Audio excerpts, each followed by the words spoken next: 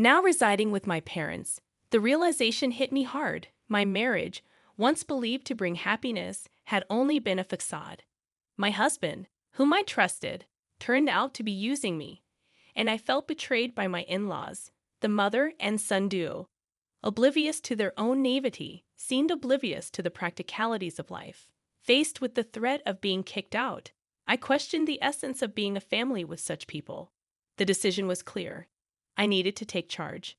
Swiftly reaching out to everyone, I initiated preparations for the next chapter of my life.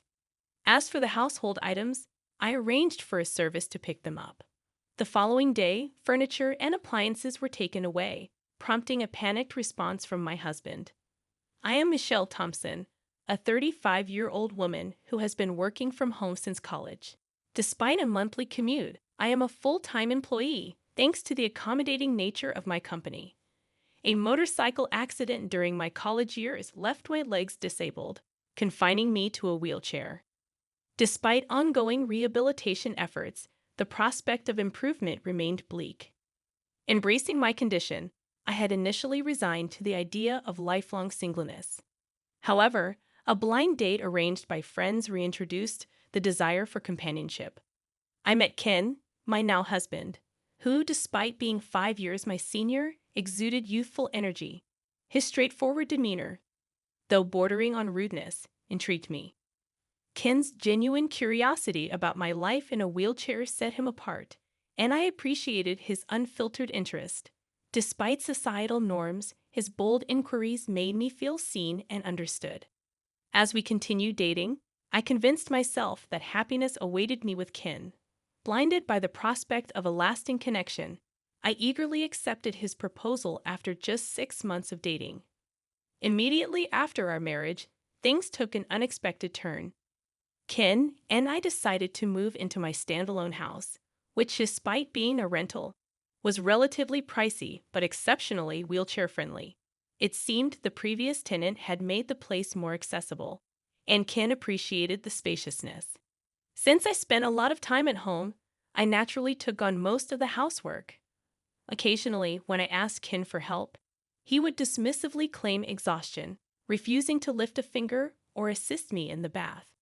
Despite managing on my own, bathing took longer, and I reminisced about the days when a caregiver visited twice a week to help. Frustrations mounted as Ken neglected to put away bath items, making the process even more time-consuming. Pleas for understanding fell on deaf ears, as Ken failed to recognize the house's design catered to my needs. It became evident that Ken's initial attraction had been to the house, appliances, and my ability to handle chores despite my disability. His unemployment and nightly partying further strained our relationship. While the realization was heart-wrenching, I clung to the notion that our marriage must have some love to it. Financial issues crept in, with Ken increasingly relying on me for money. Seeking advice from his mother only brought biased support, leaving me feeling lost without any family to turn to. Friends dismissed my concerns, emphasizing Ken's facade. Ken's unpredictable behavior, fueled by alcohol, pushed me to my limits. I grappled with the dilemma of enduring the situation or facing a solitary future. Just as the idea of divorce started to gain prominence, Ken unexpectedly proposed living with his parents. Stunned, I learned he intended for them to move into our place. While I understood the desire to be near aging parents, their good health made the proposition perplexing. I couldn't comprehend why Ken's parents were considering moving from their own home to ours. Did they genuinely need to stay here? With 4 people in the house, it would be cramped, and given that I work from home, it would be quite inconvenient. "You're always thinking about yourself, huh? I never thought you were this selfish," Ken accused. "I'm just questioning why they need to move here when they have their own place. Our home is more spacious, modern, and equipped with all the conveniences. Besides, it's designed to be accessible for elders. If Ken's parents move in, I'd have to be on my toes during work hours. While Ken is rarely home, his retired parents would likely be around a lot. Sharing the bathroom and kitchen? I'm slower than most people, and I can foresee the challenges of such a living situation. Can I have some time to think?" "You better hurry up. We don't have much time, Ken retorted. Despite his claim of limited time, Ken wasted no time. By the weekend, he brought his parents over, making me suspect they had been planning this move for a while. You know, I've been thinking. Maybe you should consider a facility, Ken's mother suggested. What? I couldn't believe what I was hearing. A facility for me? Yeah, it's a good idea, right? You have your own limits. In a facility, they take care of everything. It became apparent that Ken wasn't just contemplating his parents moving in. He was also considering sending me away. I'd visit you from time to time. That statement jolted me awake. If not now, then when, Ken? What am I to you? Your wife, right? Would you really tell your beloved wife to go to a facility? Hold on. When did I say I love you, Michelle? Ken's words flushed my face with anger. This guy, Ken, was using me. Wasn't it my fault for letting it get to this point? I thought I had to draw a line. Then, even more shocking words came out of Ken's mouth. In this house, I'm going to live with my parents. You, an outsider, can go live in some cheap facility. What'd you just say? I looked to his parents, hoping for support, but they just had eerie grins on their faces. Why are you laughing? What's the big deal, huh? Were they targeting my home even before our marriage? Things have been escalating too fast lately. I need to evict these people. Please leave. What, leave now? How can you talk to my parents like that? I felt like I saw the real Ken. He was yelling at me with such fury. If he cares so much for his parents, why doesn't he earn his own money and build them a house? Why does he have to take mine? My head felt like it was on fire. It's okay, Ken. Michelle must have been shocked since we came unexpectedly, his mother said. We just came to check the place today. Yeah, we need to check before moving in. Looks like there are more appliances than last time. Seems comfy to live in. They were genuinely here to take over my home. In an attempt to steady my nerves, I took a deep breath, inhaling oxygen. A sudden question lingered in my mind. If I leave, how are they planning to sustain themselves? His parents rely on a pension, and Ken is just a part-timer. I'm covering all the rent and living expenses. Who's going to handle the $2,800 monthly payment? Do his parents assume Ken is covering the living expenses? Disregarding my concerns, his parents cheerfully departed, with Ken following suit. I'm going to stay at my parents' tonight. Hold on, we need to talk. There's nothing to talk about. I, the man of the house, have decided. I won't change my mind. Left alone in shock, I couldn't linger in that state. I promptly contacted a real estate agent I knew. When Ken returned the next day, he saw the organized belongings and chuckled. Oh, started packing. Found a place to move to already? Yes, I have. Ken appeared genuinely surprised by my swift response. And here's the card of a divorce lawyer. Here you go, Ken. From now on, let's communicate through the lawyer. A divorce? Why? If you're kicking me out, there's no point in being married anymore, right? Ken looked as if he had been hit by a ton of bricks. He hadn't anticipated my swift mention of divorce. You can't live without me, right? I don't understand what you mean. Who else would marry you? I can live on my own, but you said you wanted to get married. It was at this moment that I realized how arrogant and overconfident Ken had been. He approached me assuming I was a lonely, disabled single woman. I'm independent, have money, and never struggle with my living. Plus, I stay home all the time, so I handle all the chores for him. I'm the ideal woman. Money keeps coming in even if he doesn't work. He thought I wouldn't leave because I couldn't find anyone else. That's why he was shocked when I casually brought up divorce. Why? You know, if you divorce me, you might be single for the rest of your life. Well, if it means living a married life with you, I'd rather be single forever. Whether I spend the rest of my life alone isn't for you to decide. The typically submissive me was now fighting back, and he was getting flustered. I could tell that Ken was panicking. I never thought he was such a weak man. I don't know why I had been putting up with him for so long. Once I decided on the divorce, I felt the weight lift off my shoulders. I guess I had been too focused on getting married. Anyway, You don't have to move out right away. I didn't mean to rush you into a facility that soon. Oh, it's fine. I'll do as you wish. Don't worry. You won't find a place that fast. Think it over, okay? I've already secured a place, so it's all right. What? Wait a minute. Isn't this too soon? Observing Ken's shifting attitudes, from smugness to panic, only heightened my irritation. Calmly, I explained, the facility staff are informed and know about my situation, so everything's fine. Wait, when did you even set all this up? Were you preparing all along? Ken questioned. Yes, even before I met you.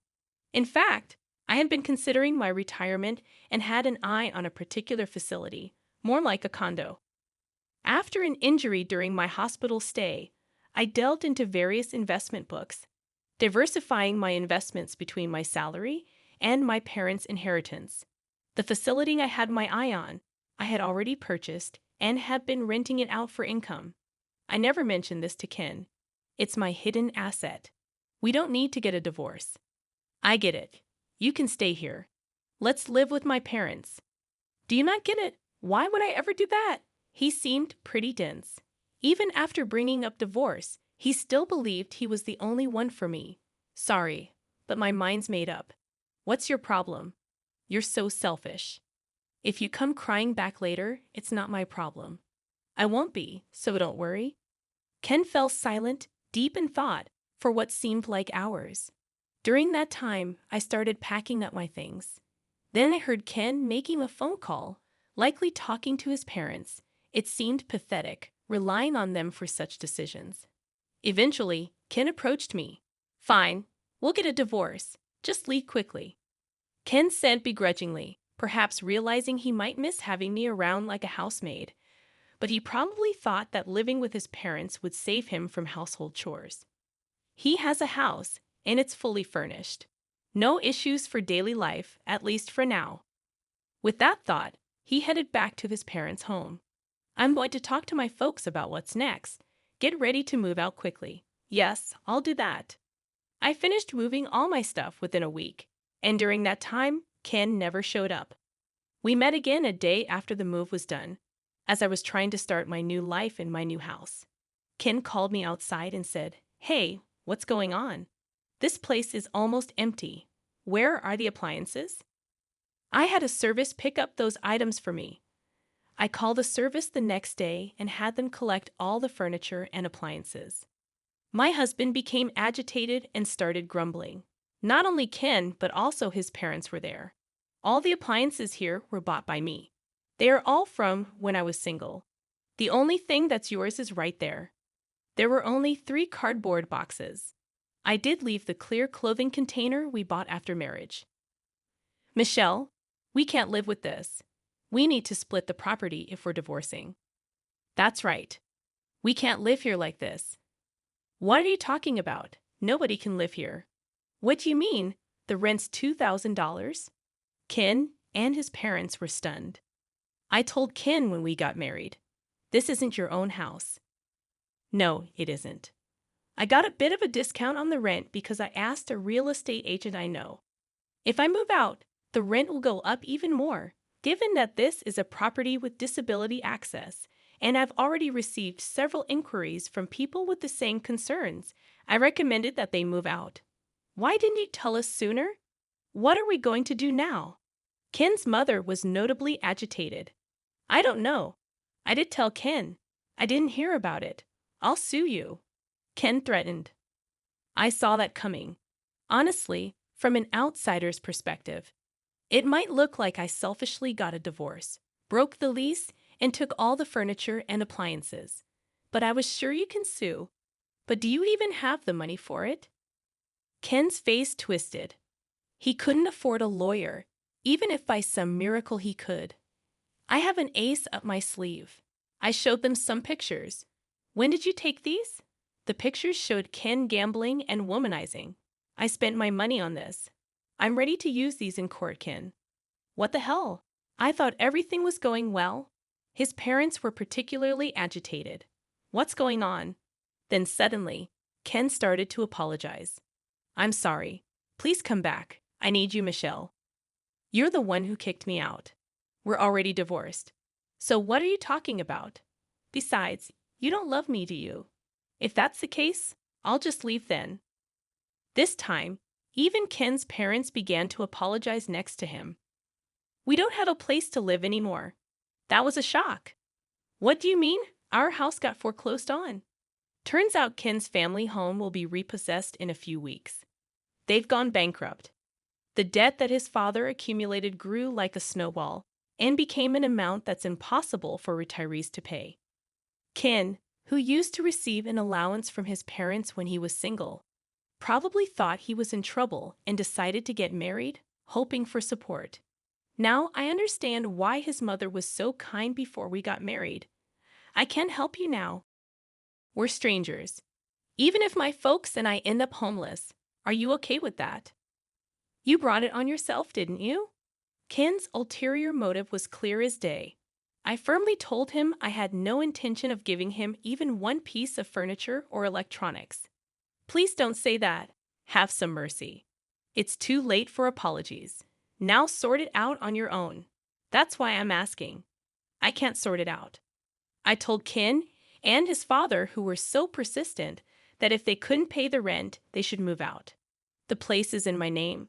So if I cancel the lease, that's the end of it. Evicting them was easy. In the end, even if the lease was transferred, Ken probably couldn't afford to live here. I heard all of this from the real estate agent. I can't pay the rent. In the end, I decided to cancel the lease here. I no longer need this place, and since the divorce is final, everything is over. I somehow kicked out the stunned family of 3 and locked the door. What are we going to do now? I can move into a facility. Goodbye. Facilities like that probably have no freedom and are the worst, right? Good luck in that crappy environment. Maybe Ken felt unsatisfied, not having the last word because he spat out those bitter words. I ignored Ken and his parents and left the scene. But Ken wasn't going to stay put. A few days later, he showed up at the facility where I had moved. Hey, what's this about? Looking at the facility where I was, Ken looked like he was about to faint. It's not a crappy environment at all. It's a luxury facility worth $1 million. I had saved up money, and with the earnings from my investments, I bought this place. The previous occupant had left at the perfect time, so I was able to move in immediately. With the sale of my house and some extra income, I still had plenty left over. This facility is top-notch, with doctors and helpers on site. The floor plan is just like an apartment, with plenty of privacy. The room is a 3-bedroom, so families can live together. There are even couples and families living here. I can call a helper with the push of a button, and there's assisted bathing every day.